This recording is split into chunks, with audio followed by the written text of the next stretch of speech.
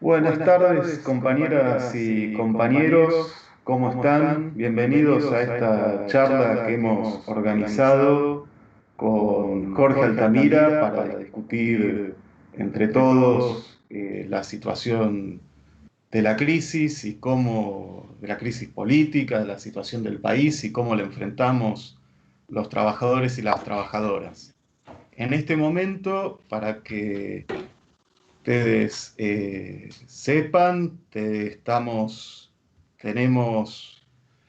para que sepa Jorge, ¿cómo está Jorge? ¿Me escuchás? ¿Qué tal? Buenas tardes. ¿Cómo te va? Te Muy cuento, en bien. este momento nos están viendo más de 550 espectadores a través del Facebook de Política Obrera. También estamos saliendo a través del YouTube de Política Obrera, de tu cuenta de Facebook y de las cuentas del Plenario de Trabajadoras y de la UJS de la Tendencia. Les comento a los espectadores, a todos los que están del otro lado ahí frente a la pantalla, vamos a proponerles hacer esta charla en dos partes. Primero, la exposición de Jorge, pero los invitamos también a que ustedes dejen sus comentarios y preguntas en el chat de Facebook para que en una segunda tanda elijamos algunas de esas preguntas para continuar, para desarrollar un debate y que Jorge conteste. Si estamos de acuerdo, Jorge, todo tuyo. Adelante.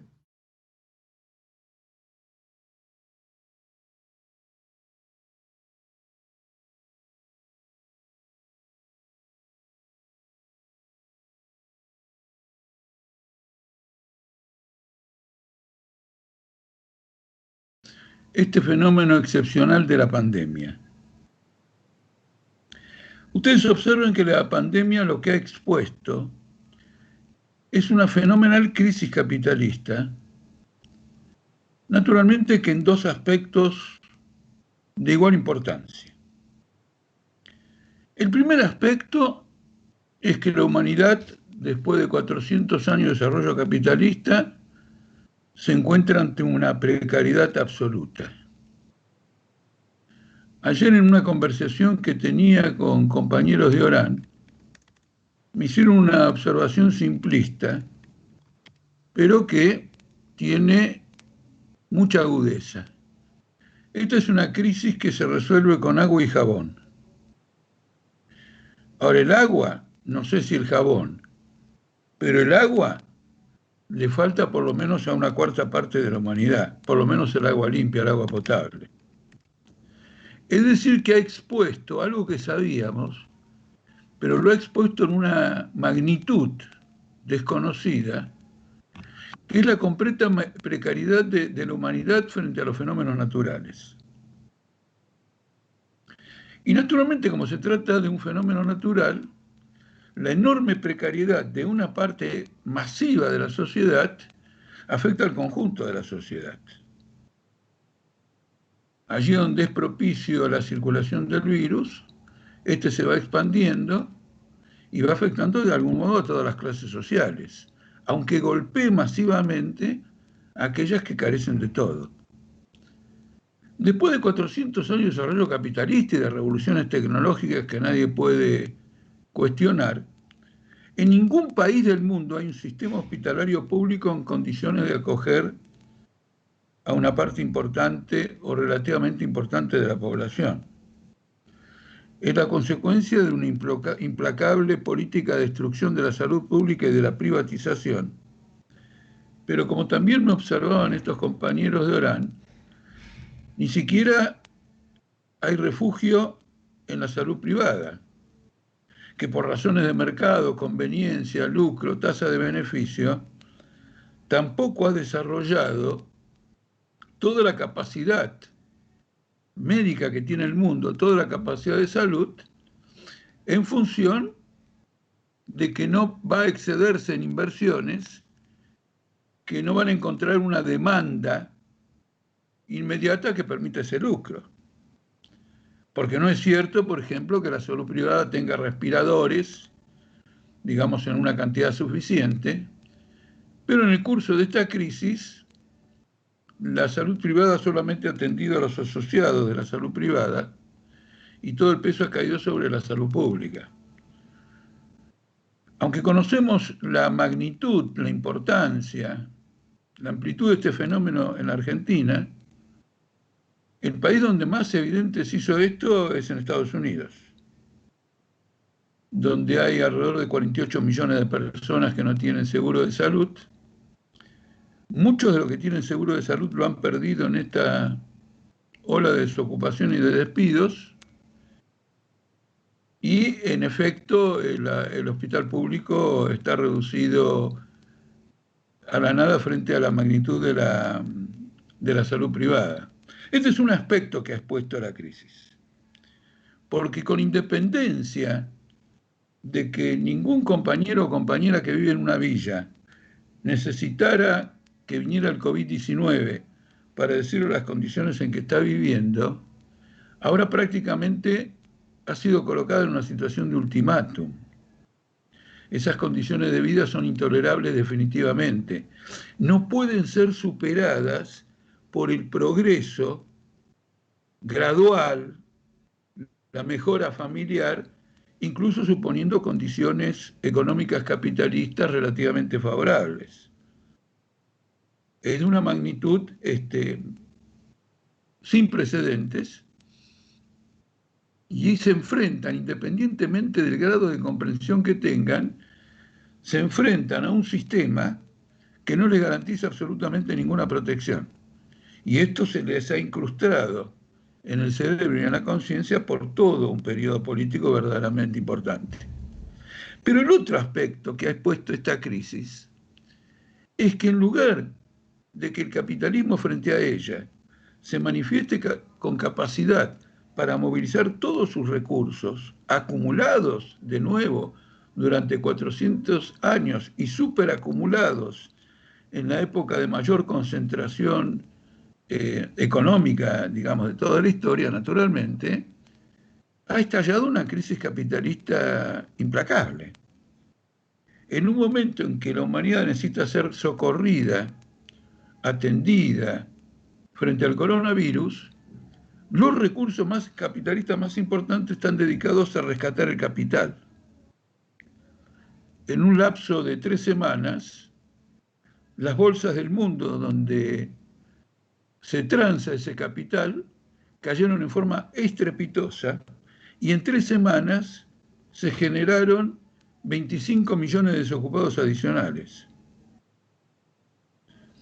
Entonces, esto no puede ser obviado, porque finalmente la organización social de la humanidad es el instrumento con que el hombre, la mujer, las personas han ido desarrollando en su relación con el medio en el que viven, que es el medio natural, que es la naturaleza. Siendo el mismo hombre, siendo la misma mujer, siendo esas mismas personas, en primer lugar, un fenómeno también natural. En Estados Unidos y en los principales países, de Japón, la Unión Europea, etc., ya se llevan gastados 25 billones de dólares, siempre digo lo mismo con B larga, para rescatar no ya empresas productivas, sino inclusive fondos financieros. Porque es indudable que desde el punto de vista capitalista la quiebra de un fondo financiero genera una cascada de quiebras que puede colocar en violenta disolución a todo el sistema capitalista. En particular, en el capitalismo moderno es más importante rescatar un fondo internacional y los bancos que las propias empresas productivas, porque el impacto de caída de aquellos fondos que concentran ese capital financiero es infinitamente mayor que el de determinado tipo de industrias en este periodo político.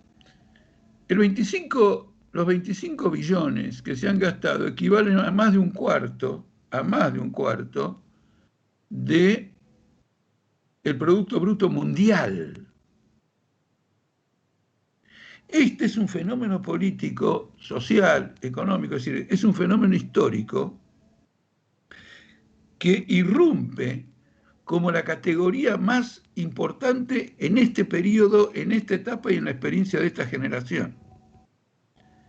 Que un fenómeno sanitario y de salud de carácter global pone al desnudo la falencia de todo el sistema capitalista y las dificultades para su propia reproducción, obligando a los afectados por la pandemia, los contribuyentes, los trabajadores, a salir por medio de las finanzas públicas a rescatar al propio capitalismo.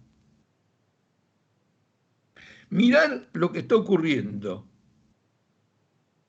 de un modo diferente a este, o más precisamente, mirar esta hecatombe,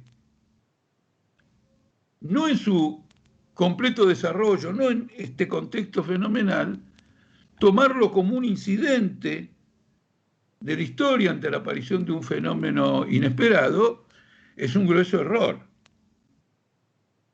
Porque los cimientos mismos del sistema mundial hoy están en cuestión.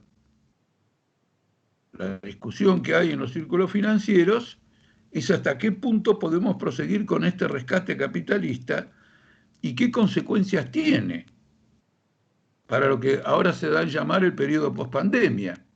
Porque ¿quién va a rescatar al Estado que ha salido a rescatar todo esto? ¿Cómo se reconstruyen las relaciones económicas que han sido severamente golpeadas como consecuencia o detonadas por esta pandemia? ¿Cómo se reparan para que el Estado tenga un sustento capaz de subsistir? ¿Y cómo se evita que la salida a este tipo de crisis no sea un enfrentamiento agudo entre los distintos estados imperialistas, porque entre ellos también se plantea quién va a pagar la crisis? Si no nos ubicamos en este contexto, los problemas políticos no pasan de ser una cuestión de peleas, trenzas, incidentes sin relación y sin capacidad de comprensión. La consecuencia, entonces, que ha tenido esta crisis capitalista es que ha puesto en veremos a casi todos los gobiernos de los principales países del mundo y ha abierto crisis políticas que no se esperaban. Por ejemplo, las apuestas en Estados Unidos acerca de quién podía ganar las próximas elecciones en el mes de noviembre, antes de la pandemia favorecían a Trump. Ahora, lo que está claro en Estados Unidos es que Estados Unidos no cae porque tiene el recurso de que hay elecciones en noviembre y se podría hacer una transición, digamos, más o menos ordenada. Ahora, es una transición ordenada que no garantiza nada, porque quien lo sucedería enfrentaría con una política que nadie conoce cuál es, la misma catástrofe que Trump no ha podido manejar. No es una crisis menor, porque en la élite política norteamericana está involucrada todo el mundo, caen ministros todo el tiempo y ha habido un reciente enfrentamiento con las Fuerzas Armadas sobre hasta qué punto el Poder Ejecutivo puede manejar las Fuerzas Armadas en una crisis política. Esto era un tema habitual en América Latina y terminaban en golpes. No era un tema habitual, era un tema francamente excepcional, digamos, en los países desarrollados. Alguna vez en Francia, en algún momento quizás en los propios Estados Unidos, después durante la guerra de Corea, pero hay una crisis de magnitud. El otro tema interesante es que una pandemia que es enfrentada con el método del aislamiento social, es decir, con la cuarentena, en principio debería representar un reflujo de las masas, que se ven obligadas por las circunstancias de una pandemia a no salir de casa, inclusive no ir a trabajar.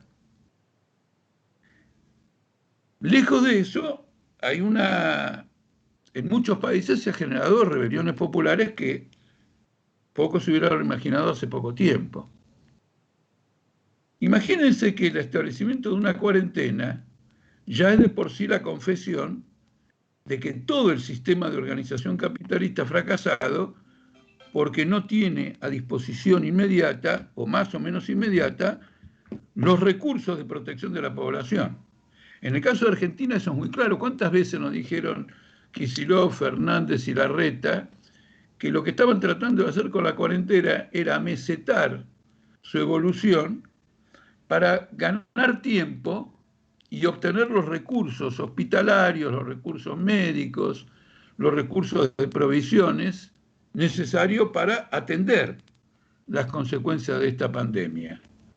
Por lo tanto, la cuarentena era una confesión del sistema de la completa impreparación frente a esto, desde el punto de vista tanto infraestructural como de los instrumentos requeridos. El otro problema muy importante, especialmente para los socialistas, es que el capitalismo, como consecuencia de la cuarentena, tiene que hacer funcionar un sistema que le dice a su fuerza de trabajo que se quede en casa. Es decir, que tiene que pasar a subsidiar, cuando en realidad lo que busca el capitalismo es evitar los subsidios y satisfacer todas las necesidades sociales por la vía del mercado. El que tiene para comprar, compra; el que no tiene para comprar, se jode. Pero esto no se puede hacer a la escala de millones de personas en todo el planeta afectadas por una pandemia. Entonces se enfrenta a una situación completamente inédita de que tiene que asistir socialmente a la clase social a la que explota para que el sistema capitalista pueda funcionar. Por eso, estas movilizaciones no son simplemente una respuesta al manejo de la pandemia, al hecho de que numerosos gobiernos han rechazado la aplicación de la cuarentena o han tenido una actitud vacilante, o mejor dicho, sí, digamos vacilante, de aplicar cuarentenas en algunos momentos sí, en otros momentos no, en algunos lugares sí, en otros lugares no. Esta diferencia entre quienes aplican cuarentenas y no aplican cuarentenas revela la discusión que les acabo de proponer. Todo un sector del capital dice: yo no pienso subsidiar a nadie. Acá seguimos funcionando en la actividad económica y buscaremos aminorar o atemperar los daños de salud e inclusive las muertes en la población. Naturalmente que es una apuesta riesgosa. Ahora Estados Unidos ha superado los 2 millones de contagiados, en numerosos estados del país sigue avanzando la curva de los contagios, y en otros países en que a través de la cuarentena se logró aminorar el avance de esta pandemia, ya hay informaciones de que hay rebrotes, vuelve a reaparecer, etc. Es decir, la economía de mercado aparece como traficando con la vida humana, porque no puede organizar un reparto de la riqueza social en condiciones en que transitoriamente, al menos, la fuerza de trabajo se tiene que replegar. Es completamente diferente en un sistema socialista, un gobierno de trabajadores, que lo que estaría preocupado no estaría en la caída de la tasa de beneficios o rendimientos de empresas que compiten entre ellas, sino que tendría un sistema de organización planificado que atendería a las necesidades humanas en tanto tales, a partir del hecho de que la humanidad ha acumulado recursos gigantescos que permite operar de esa manera. Es el momento de confrontar políticamente, como nunca, entre el socialismo y el capitalismo. Y no una confrontación teórica, sino que es una confrontación que se ve en la vida cotidiana. Naturalmente, las movilizaciones de Estados Unidos tuvieron como detonante la brutalidad policial contra la población negra. Pero es el resumen de un conflicto infinitamente más agudo, porque en el pasado reciente, a través de cierta forma de votar de la población más jóvenes, de las movilizaciones de mujeres, de luchas entre los sectores progresistas y las bandas fascistas de Trump, la tensión social crecía. Y además comenzaron a crecer el número de las huelgas, en docentes, en siderurgia, etc. En esta movilización, el sector portuario y numerosos sindicatos docentes adhirieron con huelgas parciales a este conjunto de movilizaciones. Entonces tenemos el otro fenómeno extraordinario. No hay un reflujo que hubiera sido natural en una pandemia. Nosotros mismos en este momento estamos en reflujo, porque en lugar de estar en un local y haciendo un debate presencial, tenemos que recurrir a los métodos digitales y mantener entre nosotros una distancia que siempre es un factor de obstáculo a la organización. Ahora, estas movilizaciones no se limitan a lo que es manifiesto y gigantesco. El otro día vi un piquete, pero realmente impresionante por su vigor y su combatividad, de enfermeras y médicos en un hospital de Chile, porque se están muriendo debido a la falta de protección con la que realizan sus labores. Ahora Argentina, por ejemplo, tiene una crisis en la frontera entre Salta y Bolivia, entre Yacuiba y Salvador Massa. ¿Y por qué la tiene? Todo el personal médico del hospital de Yacuiba ha muerto. Y una minoría está contagiada. Es decir, el hospital de Yacuiba no puede funcionar más porque no ha habido protección al personal de salud. Esas luchas son luchas poderosas, aunque se desarrollen en cierto modo sin el conocimiento de la opinión pública o se sustraiga al conocimiento de la opinión pública, son luchas muy profundas que hasta cierto punto rivalizan con grandes movilizaciones callejeras y choques con la policía. Lo mismo ocurre en Argentina en este sentido. En materia de crisis de gobiernos, acá hay que hacer una reflexión fundamental. Porque claro, uno puede decir crisis de gobierno vemos hace mucho tiempo. Pero acá hay una peculiaridad. Hace 2 años, el comentario de moda en los círculos intelectuales es que se viene el fascismo. Que Bolsonaro va a someter a la sociedad brasileña y Trump a la norteamericana. Y Salvini a la italiana. Entonces la importancia de estas crisis políticas es que han cortado las alas completamente a cualquier expectativa en ese sentido. Son gobiernos en demolición. La situación en Brasil es gravísima. El choque político es absolutamente brutal. Todos los poderes del Estado están enfrentados. Y como última noticia, si les interesa, 3 ministros del gobierno de Bolsonaro han viajado a entrevistar, han sido designados para entrevistarse con la Corte Suprema, con el Superior Tribunal de Justicia, para pactar una tregua. Mientras dure la pandemia. Es decir, que el gobierno va a dejar o va a frenar su ofensiva, sus ataques, etcétera, a condición de que el Poder Judicial no avance en las investigaciones de asesinatos, crímenes y estafas cometidos por los hijos y los clanes de los hijos de Bolsonaro. Como ustedes seguramente se imaginarán, esta va a ser una tregua, si es que algún momento se llega a concordar, completamente inestable. Brasil se ha colocado en el segundo lugar en términos de contagios y fallecimientos a nivel mundial. Hay ya movilizaciones políticas, sociales en Brasil. Entonces, en lugar de la derechización de América Latina, tenemos un derrumbe fenomenal, tanto en este momento como potencialmente. Estas cuestiones no las podemos, estas cuestiones son fundamentales a la hora de discutir la Argentina. Porque Argentina está inserta en una crisis mundial. Y Argentina está inserta en una crisis mundial además como un eslabón débil, no como un eslabón fuerte de esa crisis mundial. Tiene 400.000 millones de dólares de deuda externa. El manejo de la cuarentena ha dado resultados parciales en algún momento, pero ahora ha entrado en una crisis completa.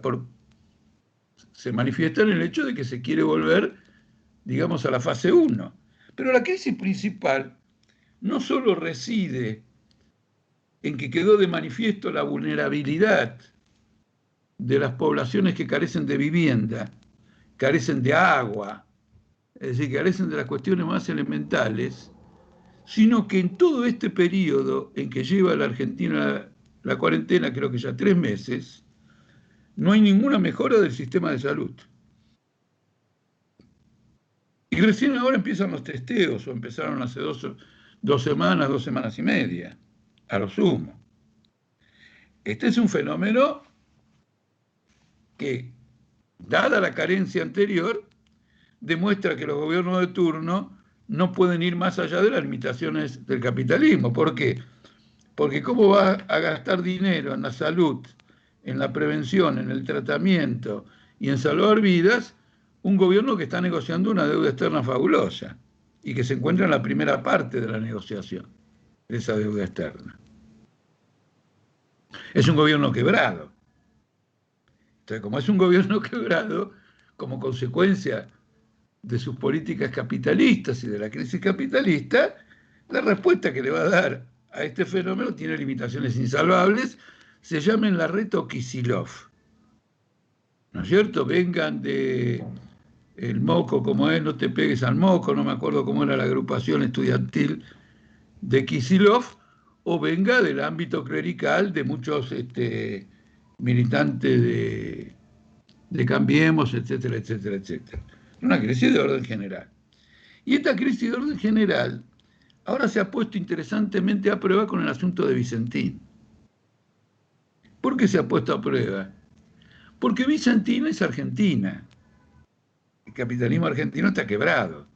Tiene una gran deuda externa y se encuentra en una situación de cesación de pagos. Hasta donde yo sé, más de 1.000 empresas están concursadas y según una información ocasional de un diario, hay 1/3 del capital argentino que no va a sobrevivir a esta crisis. Entonces, ¿cuál es el tema? Al plantearse la crisis de un monopolio, no de un monopolio, pero de un gran holding que se maneja en diversos rubros y en sectores tan estratégicos como la exportación, la salida a esta crisis vendría a constituir el paradigma, el modelo de la salida a la crisis nacional. ¿Por qué el gobierno lanza una propuesta de expropiación?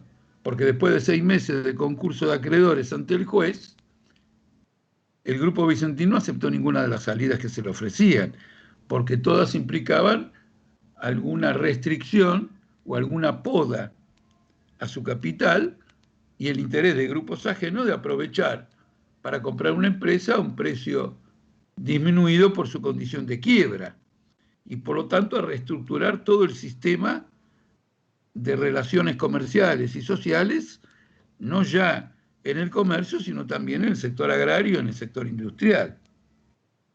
Y ustedes fíjense que esta pretensión de un gobierno quebrado para rescatar a una empresa quebrada naufraga por su propio peso.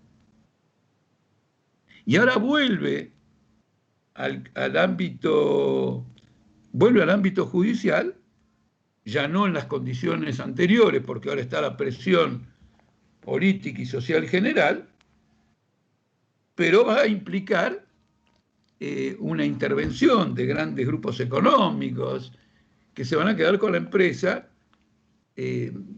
a costa de, ¿qué cosa? Los salarios de los trabajadores, a costa del nivel de empleo del frigorífico, de la miel, del vino, de la aceitera, es decir, del conjunto de intereses de los trabajadores o de reclamos, reivindicaciones, derechos y condiciones que tienen los trabajadores. Este es el modelo que se impone a través de una crisis, del mismo modo que a través de la negociación de la deuda y la crisis de esa negociación se está imponiendo otro modelo, porque el gobierno termina diciendo no puedo aceptar una deuda que no pueda pagar y termina aceptando todo lo que le imponen los capitalistas, más una yapa, al punto que con toda seriedad afirmo que la deuda externa que sale de esta negociación es mayor a la que tenía la Argentina al momento que entró a la negociación. Todo lo contrario. Pero naturalmente, como es un país en quiebra, y esto fue arrancado bajo presiones internacionales brutales, ¿qué quieren ahora los acreedores? Quieren que el Fondo Monetario Internacional tenga la prerrogativa de auditar durante 20 años, supervisar durante 20 años, las cuentas del Tesoro argentino, su presupuesto, sus gastos y sus recursos. Es decir, que vamos a una condición colonial que Argentina probablemente no tuvo nunca. Por ejemplo, la tuvo alguna vez algunos países del Caribe, y por ejemplo, perfectamente el caso de Venezuela, en el que el capital inglés o la corona británica recogía el pago de la deuda cobrando ella misma de la aduana de Caracas. Entonces, fíjense ustedes, Vicentín, que si se impone como modelo, significa una quiebra generalizada de empresas, su captura por los capitales más concentrados, despido de trabajadores, ruina de pequeños productores agrarios, y de otro lado la negociación de la deuda, que bajo un gobierno nacional y popular retrotrae a una condición colonial que Argentina no había conocido. Este es el punto central que está demostrando toda esta crisis. Entonces no estamos ante circunstancias ofensivas, ataques aislados.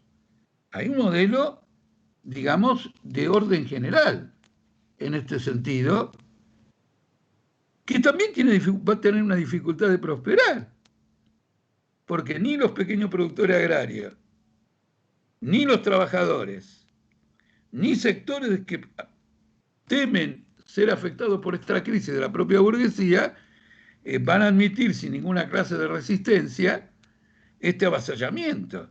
Entonces la cuestión de la deuda sigue colocada en el candelero y la cuestión de Vicentín y la cuestión de la expropiación se agrava, poniendo de manifiesto algo fundamental.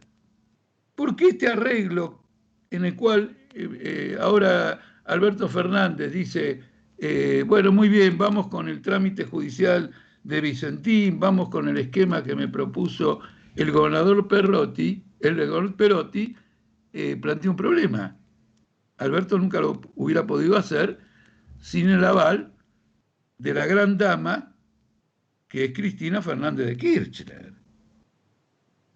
Es decir, que la que recula políticamente, junta con Alberto Fernández, es Cristina Fernández de Kirchner, a la que toda la oposición derechista la acusa de una madrastra siniestra, que tiene propósitos vengativos contra todo el mundo, pero de golpe, cuando los intereses capitalistas y la capacidad del Estado no funcionan, tiene que recular junto con Alberto Fernández. Y tiene que recular a sabiendas de que el recule no es ninguna salida, sino que vamos a una crisis, digamos, mayor. En una palabra, Argentina está en bancarrota. Y eso repercute en la capacidad política de acción. Por eso, en muchos textos que ha escrito el Partido Obrero, la tendencia del Partido Obrero, hemos subrayado que ¿cómo se dice?, la utopía o la distopía de gran parte de la izquierda, de que ahora viene un mundo absolutamente siniestro, en el cual los trabajadores quedarán reducidos a la nada, todavía requiere que el capital resuelva su propia crisis, o mejor dicho incluso, que se ponga de acuerdo, que galvanice los intereses del capital en determinada salida de la crisis, antes que pueda gobernar en condiciones de someter sin resistencia, sin lucha, sin combates y sin rebeliones a los trabajadores. Y acá aparece la categoría de la rebelión popular. Ese pensamiento escéptico y pesimista que hace mucho tiempo viene señalando que el avance del fascismo es ineluctable y que da por triunfo del fascismo tentativas torpes de realizarlo, y que descuenta que las masas no resistirán nada de todo eso, está desmentido todos los días durante la pandemia, la crisis social, etc. En Argentina tenemos que resaltar una lucha que es significativa, que es la lucha por quién determina los protocolos en las fábricas. ¿Por qué es significativa? Porque allí donde el trabajador pelea por un protocolo en el cual confía que puede ser protector de la salud, está disputando a la patronal el control de la empresa. ¿No es cierto? Y esa es una experiencia fundamental que se va a desarrollar de conjunto. Ahora, fíjense ustedes que frente a lo de Vicentín, bueno, no solo la burocracia sindical, sino inclusive aquellos gremios que nacieron de luchas importantes, o aquellas direcciones que nacieron de luchas importantes y que luego fueron cooptadas por el kirchnerismo, para que todo el mundo me entienda, por ejemplo, los metrodelegados, la directiva de metrodelegados, salieron a apoyar una salida nacional popular que 24 horas después no sirvió para nada. Sacaron una solicitud en los diarios, firmada por todos ellos, que es singular, porque ya antes del juez, la que no, digamos, se juega por la expropiación de Vicentín, es todos estos sectores sindicales. ¿Por qué? Porque en la solicitada apoyan al gobierno, apoya la tentativa de defender esto, defender lo otro, pero en ningún lugar dicen defendemos una expropiación. Y naturalmente una expropiación, en este caso como la de Vicentín, implica la expropiación de todos sus acreedores. Porque hay una lógica en todo esto. Cuando una empresa quiebra, significa que el capital hizo una apuesta de mercado que fracasó y los acreedores que lo apoyaron en esa fuerza de mercado también fracasaron. Por lo tanto, se tienen que ir a la quiebra todos. Y el trabajador no va a defender la intangibilidad de la propiedad capitalista a costa de sus propios salarios y a costa de su propio empleo.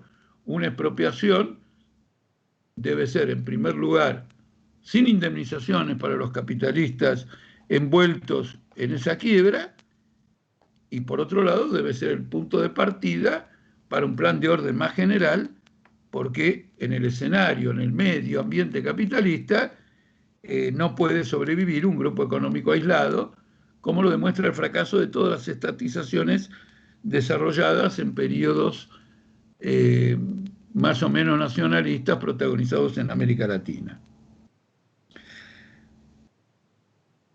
Hay sectores que no firmaron la solicitada, por ejemplo los dos sindicatos del aceite, pero que sin embargo se acercaron al gobierno para apoyar la expropiación, y nosotros hicimos una crítica oportuna diciendo que apoyar la expropiación de la burguesía de Alberto Fernández, de Cristina Fernández, es apoyar un emprendimiento capitalista que, como todo emprendimiento capitalista, termina en contra de los trabajadores.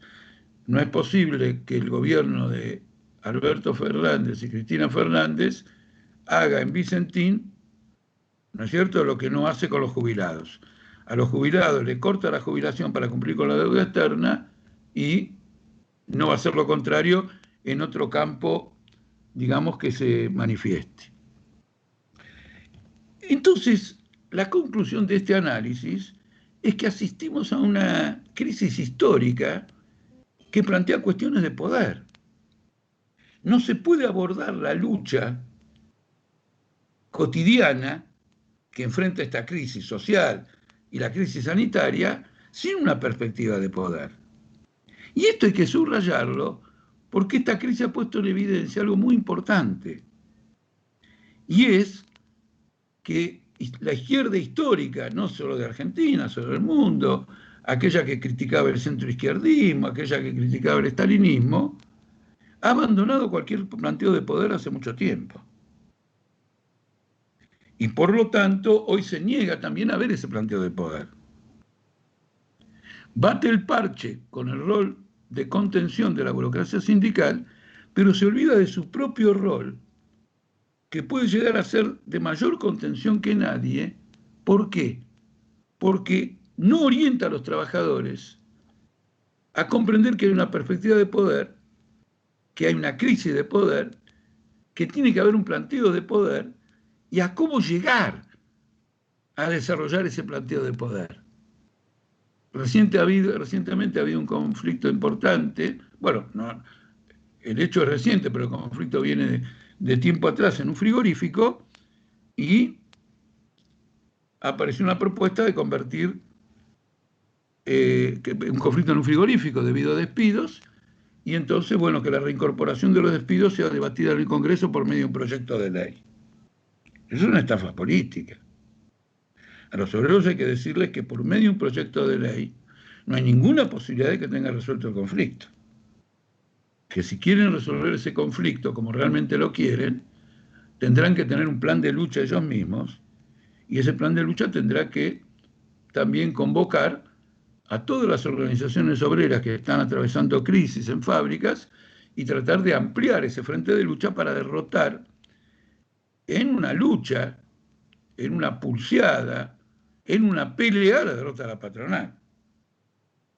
Reforzar hoy en un trabajador la idea de salidas detrás de un régimen político que se está viniendo abajo y en el cual la izquierda no tiene una presencia significativa y no mueve el amperímetro, está reflejando una crisis en el movimiento obrero que hay que encarar y tiene que ser superada, porque se trata de una crisis del sector que en principio debiera jugar un rol de vanguardia en una crisis capitalista, y que por el contrario actúa como auxiliar de todos los desvíos que busca emplear el régimen capitalista para que los obreros no tengan una participación clara en todo este sentido. Entonces, nuestro partido,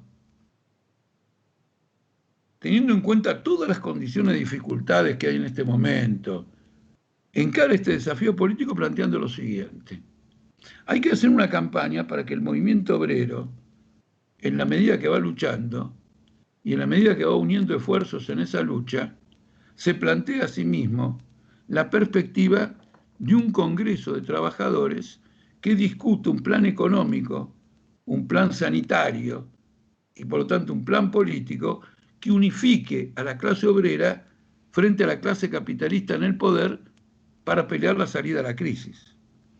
Un congreso de este tipo, por ejemplo, en caso de realizarse, hubiera sido muy útil para orientar mejor a los gremios aceiteros que fueron detrás de Alberto Fernández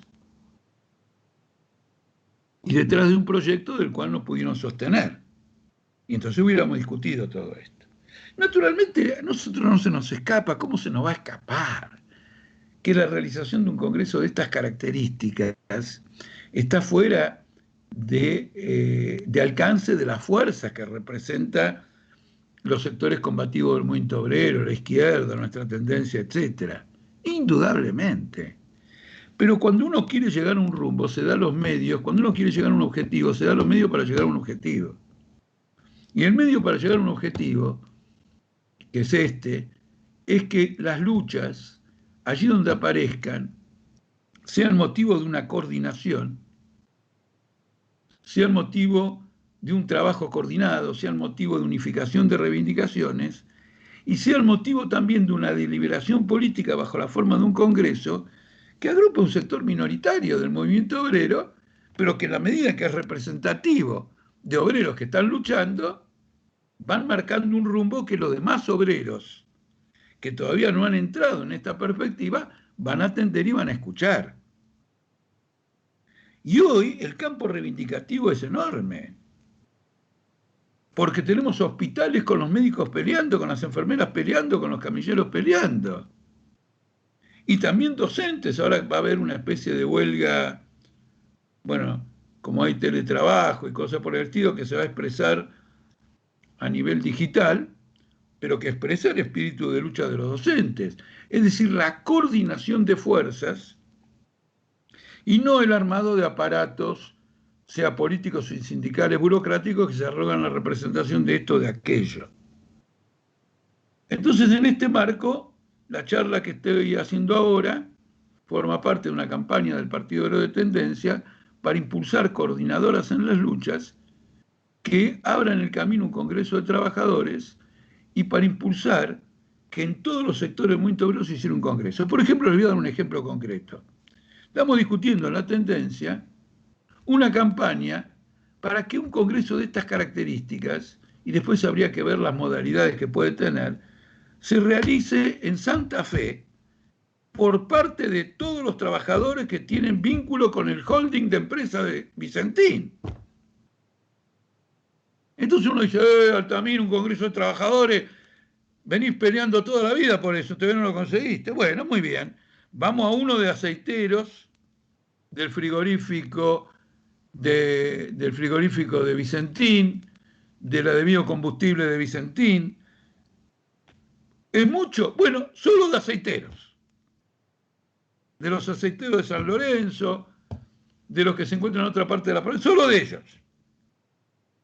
Que entonces fijan la política de la clase obrera en el entendimiento de los obreros afectados por esta crisis de Vicentín y abren un debate con el resto del movimiento obrero.